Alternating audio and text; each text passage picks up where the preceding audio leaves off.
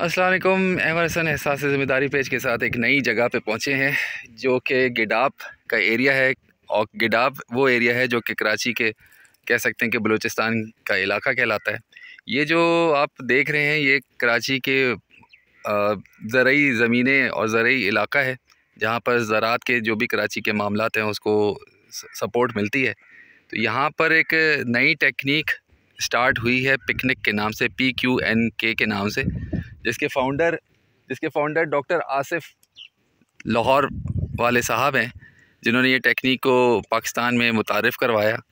कराची में ये अपनी नौइयत की पहली टेक्निक है जिसके लिए हम यहाँ पर आए हैं और देखने के लिए आए हैं कि ये जो टेक्निक जिसको पिकनिक कहा जाता है, पायदार क्यू से कुदरती निज़ामे और के से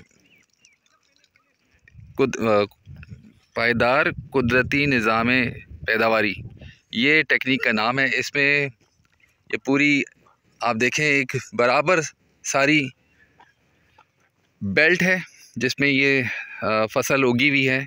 ये बताया गया है कि ये गंदम है और यहाँ पर टमाटर लगी हुई है। तो ये टेक्निक को देखने के लिए जो कि कराची में मुतारिफ़ कराया है इस्माइल साहब ने, तो अभी इस्माइल साहब अपनी फ़ील्ड पे गए हुए आते हैं तो हम उनसे भी इस टेक्निक के मुतालिक पूछेंगे, जिसको स्टार्ट किया पाकिस्तान में डॉक्टर आसिफ साहब ने जो लाहौर में होते हैं। तो उनकी टेक्निक को कराची में इस्तेमाल करने के लिए स्टार्ट करने के लिए यहाँ पर इस्माइल साहब ने स्टार्ट किया है। तो उनसे हम तजुर्बा पूछते हैं, उनसे हालात व वाक़यात पूछते हैं कि कैसे उनको ये टेक्निक समझ में आई और उन्होंने किस तरीके से ये स्टार्ट किया और उसकी अफादियत क्या है, कितनी प्रोडक्शन निकालती है। एक नॉर्मल निज़ाम जो पहले चल रहा था ज़राअत का वो और ये जो पिकनिक टेक्निक है उसमें क्या फ़र्क है। बज़ाहिर तो ये लग रहा है कि ये जो टेक्निक है या ये जो इसमें इन्होंने जो फसल लगाई हुई है इसकी प्रोडक्शन बहुत आला और बहुत ज़बरदस्त है, इसलिए कि सबका लेवल एक ही तरीके का लगा हुआ है। तो आते हैं इस्माइल साहब, तो उनसे फिर इस टेक्निक के मुतालिक पूछते हैं कि कैसे छोटे पैमाने पे या बड़े पैमाने पे किस तरीके से स्टार्ट किया जा सकता है और इसकी प्रोडक्शन कितनी हो सकती है। तो फिर हम आपसे अभी थोड़ी देर के बाद इस्माइल साहब का भी इंटरव्यू लेते हैं, उनसे बात करेंगे कि ये टेक्निक जो है ये क्या है और इसको कैसे इस्तेमाल किया जा सकता है। जी अस्सलाम वालेकुम। हमारे साथ यहाँ पर इस्माइल भाई मौजूद हैं जो पिकनिक टेक्निक के बारे में बताएंगे। इस्माइल भाई, ये टेक्निक क्या चीज़ होती है, पिकनिक है क्या, मतलब ये इसका मैंने तो शायद वर्ड भी गलत इस्तेमाल कर दिया होगा, तो आप बताइए पिकनिक टेक्निक क्या है, किस तरीके से इस्तेमाल होती है और ये आपके हाथ में क्या चीज़ है। वालेकुम अस्सलाम रहमतुल्लाह। नहीं सर, आपने पिकनिक का लफ्ज़ बिल्कुल सही तलफ़ुज़ किया है। हाँ, पायदार कुदरती निज़ाम काश्तकारी, PQNK, पायदार कुदरती निज़ाम काश्तकारी। सही। और ये कॉन्सेप्ट ये है कि अब तक जो हमारे यहाँ खेती होती है उसमें तसव्वुर ये है कि ज़मीन के ऊपर फसल लगी होती है और उसी पे पानी छोड़ दिया जाता है। मैं अगर उसको आसान अल्फाज में कहूँ तो सिलसिला ये होता है कि खेती और पानी दोनों बराबर बराबर होते हैं। ये आप इस तरफ दिखाइए ज़रा। हमारे सिस्टम के अंदर मामला ये है कि खेती हमेशा ऊपर होगी और पानी हमेशा नीचे होगा। अच्छा। नंबर 2, इसके अंदर ये जो मल्च आप देख रहे हैं जो घास पड़ी हुई है जी, इस मल्च के ज़रिए ज़मीन को ढांप दिया जाता है, यानी ज़मीन का जो टेम्परेचर है उसको मेंटेन रखा जाता है इस घास के ज़रिए। तो इसके नतीजे में कम पानी के ज़रिए आप बेहतरीन जो है ना फसल उसकी ले सकते हैं। अच्छा, अभी जो ये आपके हाथ में ये जो एक पौधों का ये है सिलसिला, ये क्या चीज़ है, ये टेक्निक, उसी टेक्निक को आप इस्तेमाल करेंगे यही? ये तो आम किचन गार्डनिंग में भी अच्छा। और सब जगह इस्तेमाल होती है।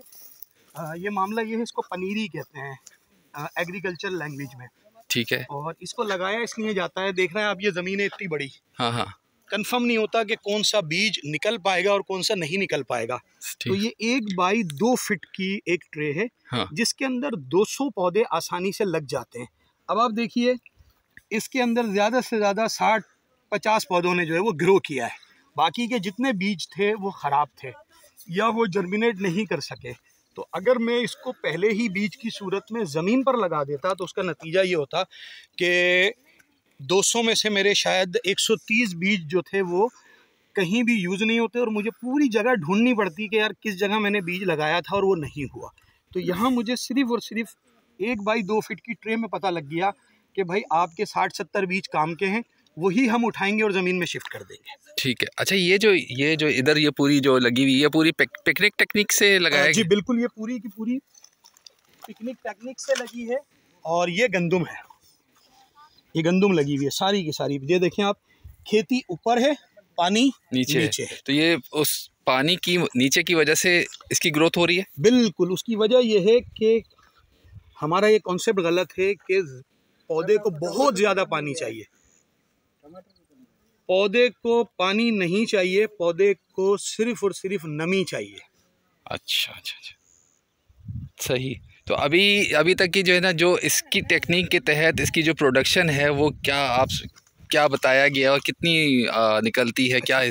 अच्छा, सबसे पहले तो मैं एक बात ये अर्ज़ करूं कि अच्छा, वो सबसे पहले नहीं होगी क्योंकि उससे पहले हम कई बातें कर चुके। ये डॉक्टर आसिफ शरीफ साहब लाहौर के रिहायशी हैं और अल्हम्दुलिल्लाह पाकिस्तानी हैं, और मैं उन्हें मोहसिन ज़राअत समझता हूँ, जिन्होंने इस टेक्निक को पाकिस्तान के अंदर इंट्रोड्यूस कराया। और वो शख्स इस वक्त पाकिस्तान में बैठ कर के, कि आप हो सकता है शायद मेरी बात को यकीन ना करें, लेकिन आप इसको नेट पे जाके सर्च कर सकते हैं, दुनिया के 109 मुल्कों को कंसल्टेंसी देता है वो शख्स पाकिस्तान में बैठ के। अच्छा, माशाल्लाह। और इंडिया का पंजाब है, वहाँ के किसानों की पोजीशन ये है, वो ये कहते हैं कि ये हमारे भगवान का अवतार है जो पाकिस्तान चला है। अच्छा। और उसका बुनियादी सबब ये है कि उस बंदे ने ये सिखाया है कि कुदरत खेती कैसे उगाती है।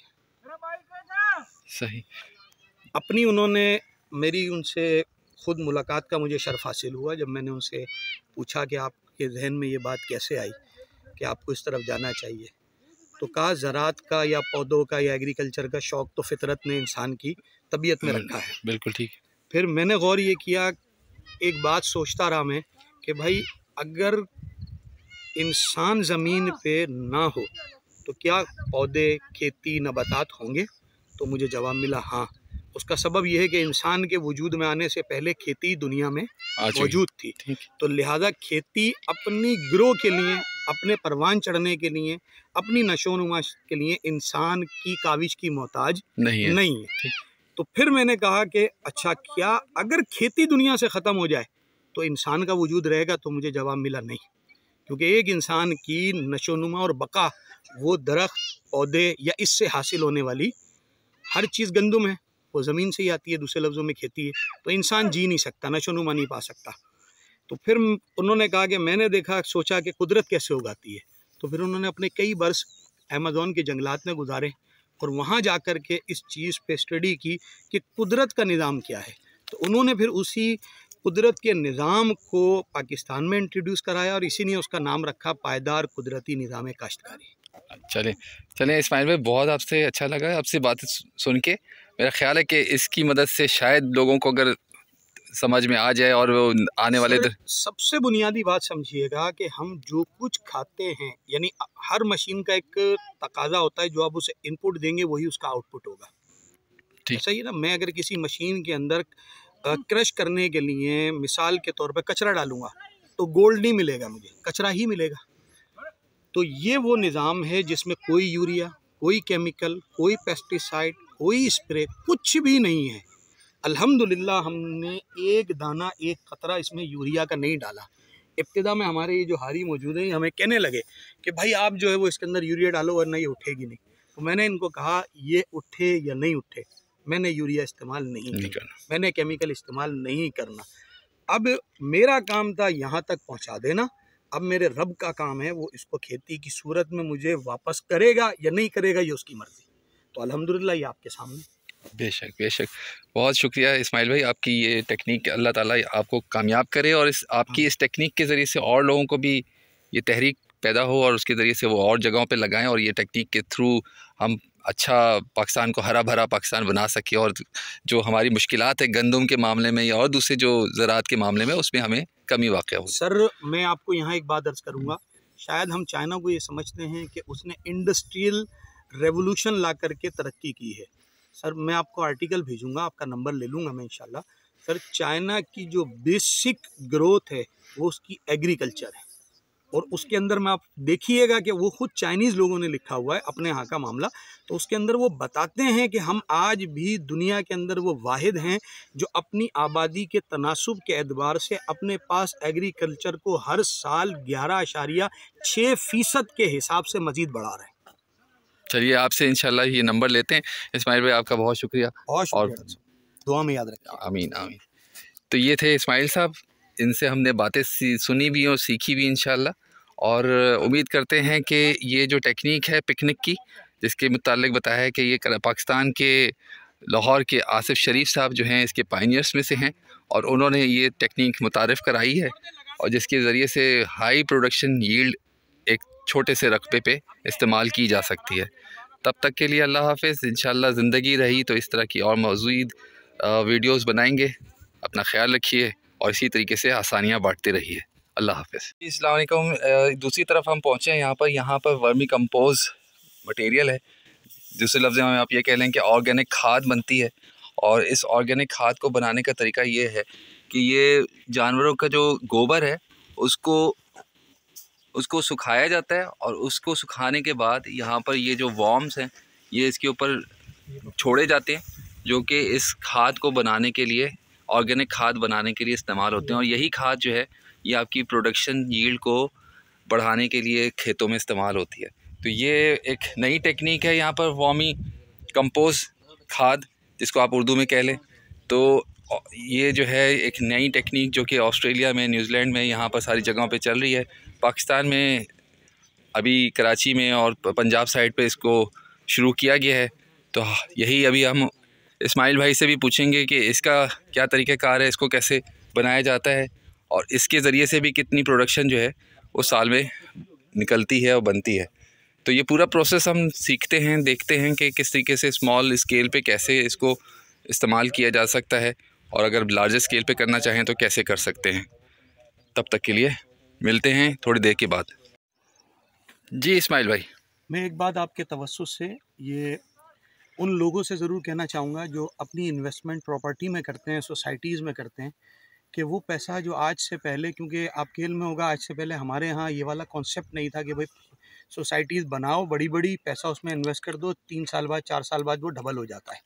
तो हमारी मईशत में से एक ह्यूज कैपिटल जो है वो इन सोसाइटीज़ के अंदर जा कर के डंप हो गया है, जो कि वक्त गुजरने के साथ तो डबल हो जाता है, लेकिन मईशत के पहिए को उसने रोक दिया है।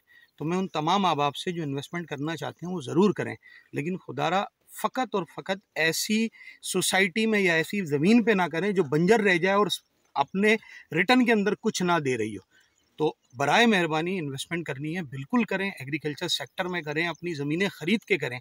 यकीन जानिए कि आपको अपनी इन्वेस्टमेंट का जो रिटर्न प्रॉपर्टी के काम की मद में मिलता है उससे बहुत ज़्यादा अच्छा इस एग्रीकल्चर के काम से मिलेगा। आपकी ज़मीन की ज़मीन रहेगी, मुल्क की मईशत बढ़ेगी, मुल्क में जो पहिया रुका हुआ है मईशत का, कैपिटल निकल जाने की वजह से वो दोबारा चालू हो जाएगा। तो बराए मेहरबानी ये आप पैगाम को ज़रूर आगे पहुंचाएं कि लोग अपनी इन्वेस्टमेंट एग्रीकल्चर डिपार्टमेंट में करें, जो प्रॉपर्टी में रख के वो कमाते हैं इंशाल्लाह उससे अच्छा पे बैक होगा। बहुत शुक्रिया।